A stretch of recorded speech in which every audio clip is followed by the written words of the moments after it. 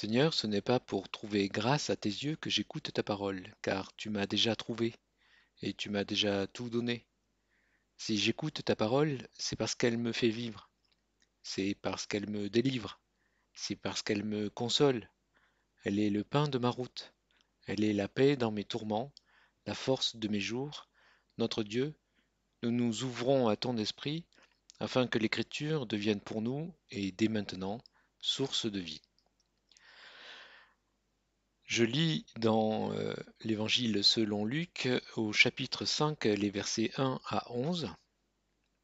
Comme la foule se pressait sur lui pour entendre la parole de Dieu, et qu'il se tenait près du lac de Génézareth, il vit au bord du lac deux bateaux d'où les pêcheurs étaient descendus pour laver leurs filets. Il monta dans l'un de ces bateaux, qui était à Simon, et il lui demanda de s'éloigner un peu du rivage. Puis il s'assit, et du bateau il instruisait les foules. Lorsqu'il eut cessé de parler, il dit à Simon: Avance vers le profond, et jetez vos filets pour pêcher.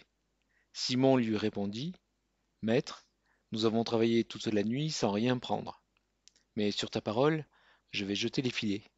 L'ayant fait, ils prirent une grande quantité de poissons, leurs filets se déchiraient. Ils firent signe à leurs associés qui étaient dans l'autre bateau de venir les aider. Ceux-ci vinrent et remplirent les deux bateaux, au point qu'ils enfonçaient. Quand il vit cela, Simon-Pierre tomba aux genoux de Jésus et dit: Seigneur, éloigne-toi de moi, je suis un homme pécheur. Car l'effroi l'avait saisi, lui et tous ceux qui étaient avec lui, à cause de la pêche qu'ils avaient faite. Il en était de même de Jacques et de Jean, fils de Zébédée, les compagnons de Simon. Jésus dit à Simon: N'aie pas peur, désormais tu captureras des humains. Alors ils ramenèrent les bateaux à terre, laissèrent tout et le suivirent. Les connaisseurs de la Bible ont peut-être reconnu lors de la lecture un des deux récits des évangiles appelés la pêche miraculeuse. Reprécisons que nous sommes au début de l'évangile selon Luc, l'autre récit de pêche miraculeuse est à la fin de l'évangile selon Jean. Mais ces mêmes connaisseurs ont peut-être été étonnés de ne pas avoir entendu à la lecture la fameuse phrase finale de Jésus adressée à Simon: N'aie pas peur, désormais tu seras pêcheur d'hommes. Le texte de Luc ne contient pas à ce moment-là le mot pêcheur qui figure auparavant dans le texte, mais contient un autre substantif en grec plus générique qui n'existe pas en français et qui signifie celui qui capture vivant. Vous verrez souvent dans vos Bibles le maintien dans Luc du mot pêcheur, car en revanche ce terme existe chez Marc et Matthieu dans les récits d'appel de disciples, et paresseusement on va dire, beaucoup de traductions remettent ici pêcheur. Mais dans Luc, Jésus ne dit donc pas à Simon tu seras pêcheur d'hommes ou d'humains, mais tu captureras vivant des humains. De la sorte, le malaise qui survient toujours après l'écoute de la traduction traditionnelle de cette phrase de Jésus n'est plus le même.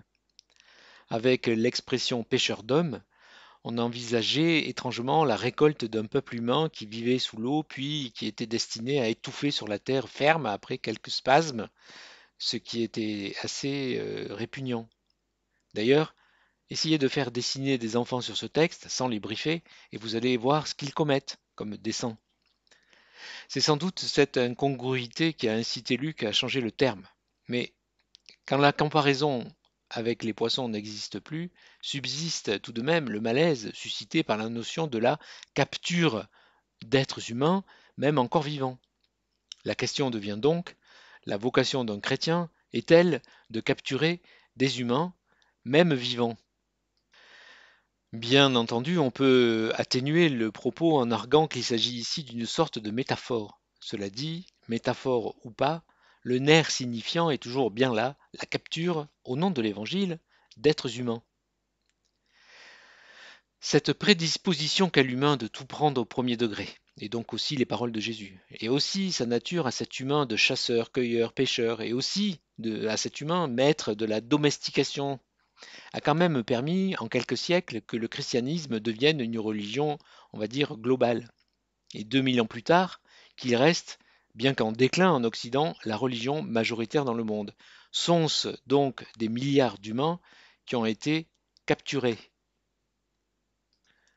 L'auteur de ces mots lui-même réalise au travers de ce récit qu'il a été lui-même capturé. et ce par le truchement d'une parole humaine qu'il a un jour incité à aller voir et entendre, et ce bien qu'il se moque de ceux et de celles qui revendiquent une évangélisation, on va dire, en mode synégétique, de chasseur, où le défi, mais ils emploient cela plutôt le mot challenge, est de toucher le maximum de personnes en dressant sur eux, disons-le, un filet psychologique et rhétorique, et de nos jours en particulier sur le net, terme qui, on s'en souvient, veut dire filet, ou grâce au web, qui, rappelons-le aussi, veut dire toile, toile d'araignée.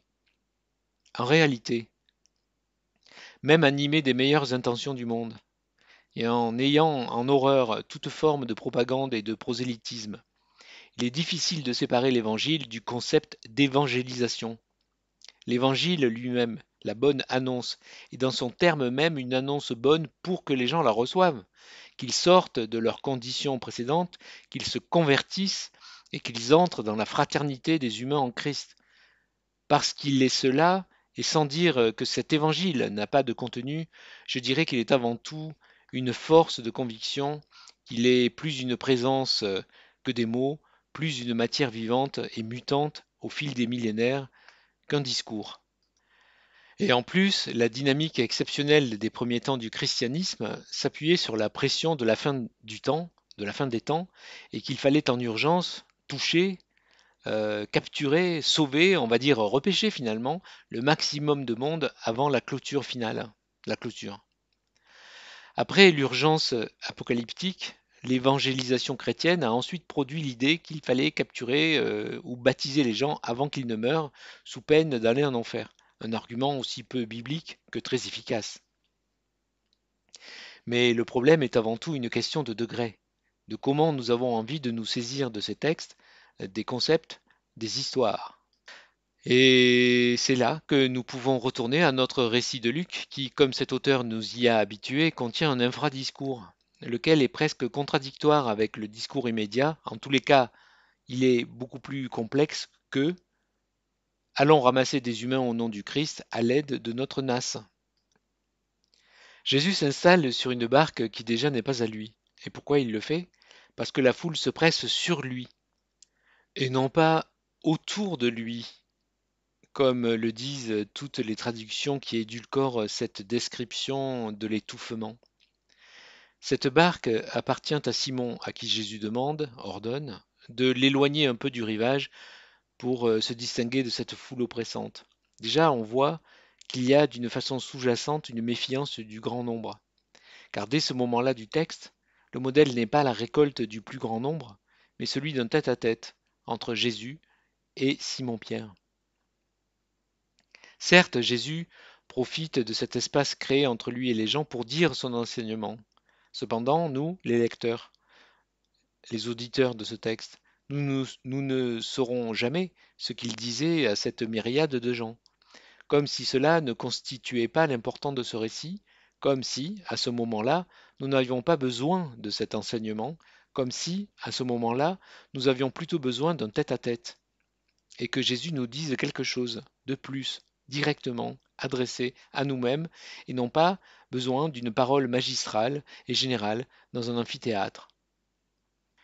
Le texte est un peu flou sur le nombre de personnes qu'il y a dans cette barque, mais c'est à Simon, nom dont l'origine hébraïque provient d'un verbe qui signifie écouter. Rappelez-vous du chemin d'Israël, écoute Israël, c'est un commandement qui est préface en fait de tous les autres qui se trouvent dans le livre du Deutéronome.